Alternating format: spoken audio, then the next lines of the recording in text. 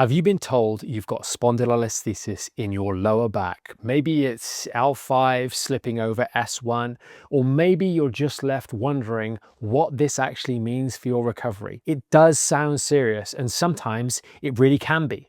But what if I told you there is a good chance you've actually had this issue for a long period of time, before your current back pain or sciatica even begun? Today, we're going to break down what spondylolisthesis really is, why it is so often misunderstood by patients and practitioners alike, and most importantly, how you can go about recovering and rebuilding for the long term, even in the presence of a diagnosis like spondylolisthesis. If you're new here, welcome. I'm Michael Fatika, the lead osteopath and spine specialist here at Back in Shape. We help people around the UK and all over the world fix their back pain from home and get back in shape for the long term. And today we're going to be cutting through the confusion around spondylolisthesis so you can finally feel confident about the next steps. And what better place to start than what it actually is? Now, spondylolisthesis is where one vertebra slips forward or backwards relative to the vertebra underneath. Most often this is at L4-5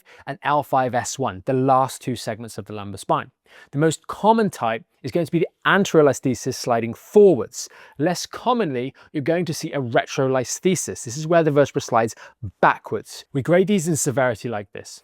Grade 1 is 0 to 25% forwards, grade 2, 25 to 50, grade 3, 50 to 75, and grade 4 is 75 to 100%. In clinic, most of the time you're going to be seeing grades 1 with occasionally grades 2. Grade 3 and 4 are usually going to be the hospital cases, but I will never forget the one patient that walked into the clinic that was just there with some stubborn backache that had actually been going on for many years, and after a quick x-ray it turned out to be a grade 4 spondylolisthesis. His L5 was literally on the very edge of his sacrum, and he'd been living like that, presumably for years. And I bring that up only to illustrate the point that often the severity of the overall injury is not correlated to the amount of pain that we're actually in that moment. Now, there are going to be three main causes of spondylolisthesis. The first one is going to be the traumatic break. This is caused by something serious, a fall, a car accident, and thankfully these are incredibly rare, but they are typically going to be caught early, thankfully, because there's an obvious cause of them. We've had that significant trauma. Now, the developmental defect is where we have an issue with the pars interarticularis. This has happened during growth and will have been there for our entire life, and it creates a weak spot between the front part and the back part of the vertebra. The final variation is going to be the degenerative slippage. Over time, wear and tear breaks down the disc and facet joints,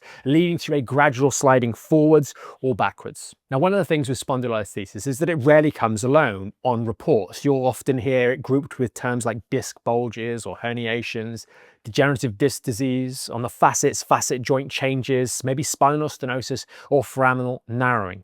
And this often leads to conflicting advice. One person says avoid back bends, whilst another is telling you not to sit, and someone else is warning against twisting and other movements. And the truth is that all of these are symptoms or characteristics of the same fundamental issue, which is a loss of integrity at the spinal segment where the spondylolisthesis is located.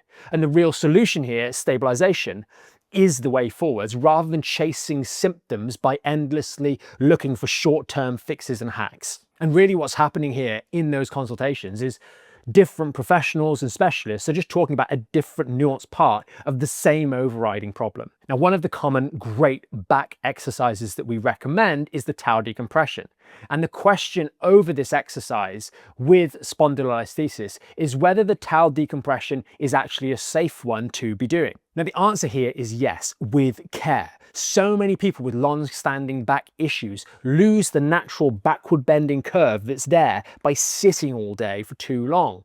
And the tau stretch naturally supports that natural healthy curve, as opposed to extension like the cobra stretch, which pushes you beyond the natural backward bending curve into the position of extension. The tau is just supporting the natural lordosis. Now, we've done a full podcast episode on the tau specifically for spondylolisthesis that explores this topic in much more detail, so you can always check that video out, link down in the description. Now, here's the part that most people don't realize. Your spondylolisthesis was likely there before your current pain had ever started.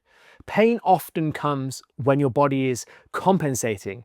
The systems in place that are trying to handle this, your muscles, your posture, your movement habits, the ligaments, they can no longer keep up. And the resulting strain in the soft tissues at that segment, L5-S1 for example. Maybe you got a bit out of shape, maybe you were sitting for too long, maybe a mild injury that you had tipped things over the edge, and that means that recovery isn't about reversing the slip, it was already there. It's about strengthening and building stability around those soft tissues so health can return and we can feel well again, because the soft tissues at that segment with the spondylolisthesis have gone through the appropriate healing process. Now, once people understand what's going on, the natural question is, can this spondylolisthesis be reversed and pushed back? And the answer is not usually. Now, that doesn't mean that you're stuck. Some Back in Shape members like Janet, for example, whose grade 2 was reclassified as a grade 1, have shown significant improvements, measurable independently. But these are the exceptions and they're not guaranteed.